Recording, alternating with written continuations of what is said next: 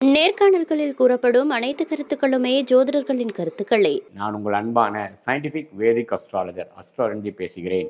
நல்லது நினைப்போம், நல்லதே நடக்கும். இந்த வீடியோவில் நம்ம என்ன பார்க்க போகிறோம்னா, நவம்பர் 2025 எத்தகைய ஒரு காலகட்டமாக, பலாபலன்கள் நிறைந்த ஒரு மாதமாக சிம்மராசிக்காரர்களுக்கு இருக்க போகிறதுன்னு பார்க்க போகிறோம். அறிவியல் சார்ந்த ஜோதிட கருத்தை எந்த விதத்திலும் மூட நம்பிக்கை மிக்ஸ் பண்ணாமல், அறிவியல் சார்ந்த விஷயத்துக்கு அப்பாற்பட்ட எந்த ஒரு விஷயத்துக்கும் போகாமல், பரிகாரங்கள் அது மாதிரி விஷயத்துக்கெல்லாம் போகாமல், உள்ளது உள்ளவாறு மிகைப்படுத்தாமல், எப்படி ஒரு கிரகமும் கோச்சாரத்தில் ஆண்டு கிரகமாக இருந்தாலும் சரி, மாத கிரகமாக இருந்தாலும் சரி, எத்தகைய ஒரு தாக்கத்தை சிம்மராசிக்காரர்களுக்கு 2025 நவம்பர் மாதம் கொடுக்கக்கூடிய அமைப்பு இருக்குங்கிறத நம்ம கொஞ்சம் துல்லியமாக பார்க்க போகிறோம்.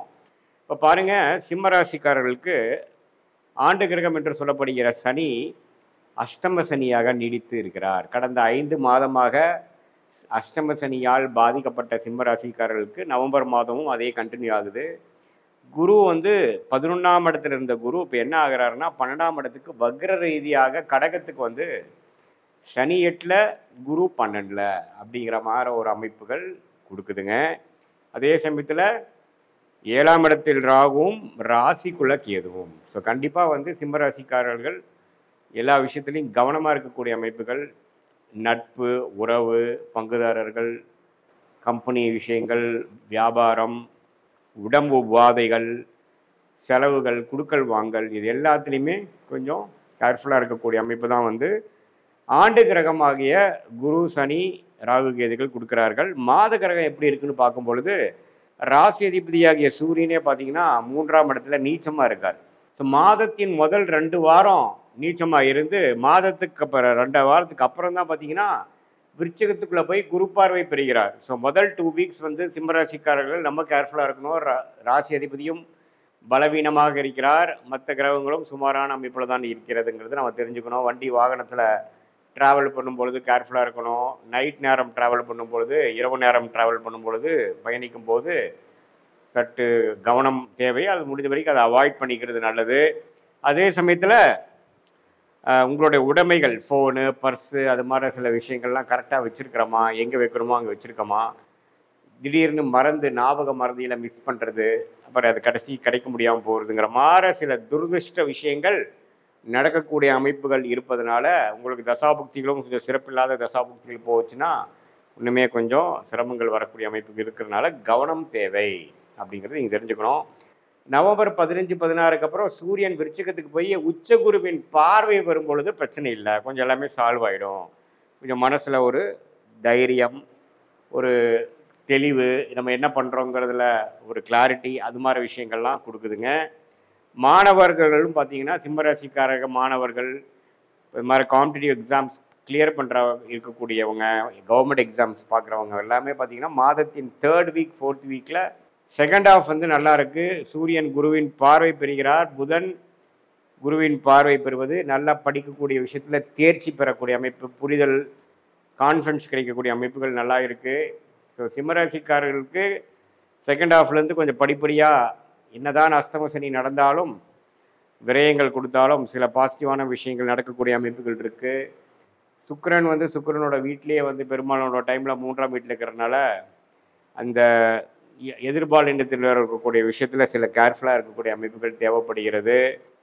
அதே சமயத்தில் உங்களுக்கு ராஜயோகாதிபதியாகிய செவ்வாய் 4ஆம் இடத்துல உச்சம் பெறுகிறார். ஸோ வீடு, இடம் சார்ந்த விஷயங்கள் நன்மையாக நடக்கக்கூடிய அமைப்பு. ஒரு இடம் வாங்குறது, ஒரு பூமி வாங்குறது, நம்ம நாளாக இன்வெஸ்ட் பண்ணிட்டு இருந்தவங்களுக்கு ஒரு சொத்து அமையிறது, அதெல்லாம் அருமையான ஒரு வாய்ப்புகளை கொடுக்கக்கூடிய ஒரு மாதமாக 2025 நவம்பர் மாதம் சிம்மராசிக்காரர்களுக்கு இந்த அஸ்தமசனியின் நடுவில் பாலைவனத்தில் ரோஜாவனம் வர ஓரளவுக்கு நல்ல விஷயங்கள் நடக்கக்கூடிய அமைப்புகள், குறிப்பாக செகண்ட் வீக் அப்புறம் வரக்கூடிய அமைப்புகள் பரிபூர்ணமாக உண்டு.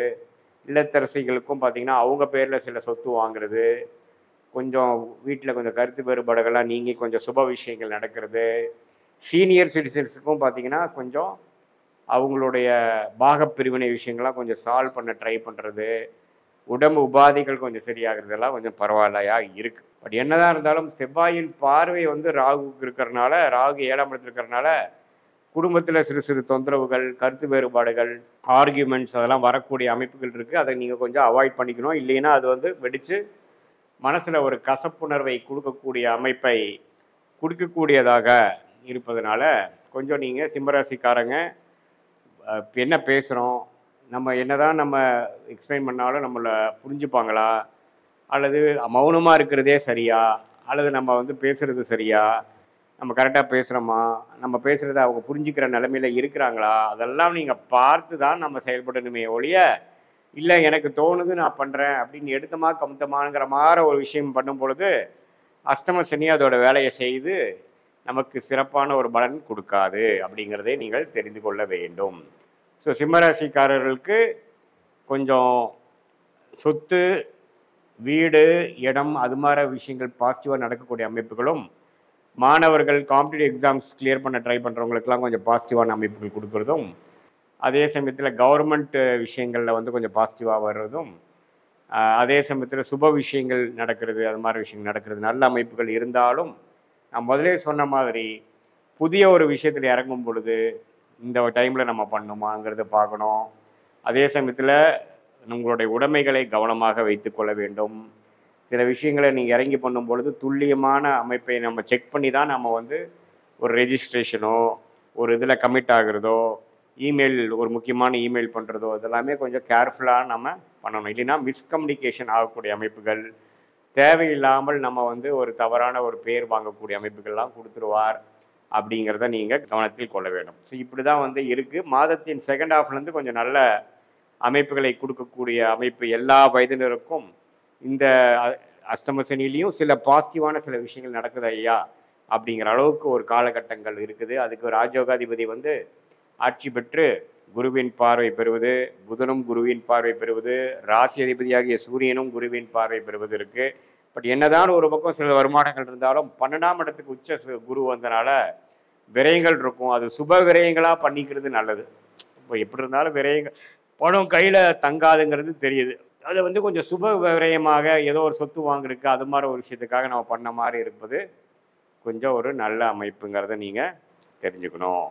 இதுதான் ஒரு பொதுவான பலன். உங்களுடைய ஜென்ம ஜாதகத்தில் பிறந்த தேதி, பிறந்த நேரம், பிறந்த ஊரை வைத்து வரக்கூடிய அந்த ஜென்ம ஜாதகத்தில் நீ என்ன லக்னத்தில் பிறந்தீங்க, அந்த லக்னத்துக்கு ஏற்ற மாதிரி என்ன மாதிரி தசா புக்திகள் இப்போ நம்ம பேசிகிட்டு இருக்கக்கூடிய டைமில் வந்து போயிட்டு இருக்குது. நவம்பர் மாதம் என்ன வருது, என்ன புக்தி, என்ன அந்தரம் ஓடிட்டுருக்கு, அதோட அந்திரநாதன், தசநாதன், புக்திநாதன் இப்போ கோச்சாரத்தில் நம்ம பேசிகிட்டு இருந்த அமைப்பில் எது மாதிரி அமைப்பில் இருக்கிறாங்கிறதெல்லாம் சேர்த்து வைத்து பார்க்கும் பொழுது ஒன்றுமே துல்லியமான பலன்கள் நம்ம எடுத்து எதிர்காலத்தில் நம்ம எது மாதிரி டைரக்ஷனில் நம்ம வாழ்க்கை போகுது, எது மாதிரி முடிவுகளை எப்போ எடுக்கலாம், எது நமக்கு பிராப்தங்கள் இருக்குது, எது நமக்கு பிராப்தங்கள் இல்லைங்கிறது தெரிந்து அதுக்கு தகுந்த முடிவுகளை நாம் எடுக்கும் பொழுது வாழ்க்கையில் எளிதில் வெற்றி பெற முடியும் என்று நான் சொல்ல விரும்புகிறேன். மீண்டும் மற்றொரு காணொளியில் சந்திப்போம். நன்றி, வணக்கம்.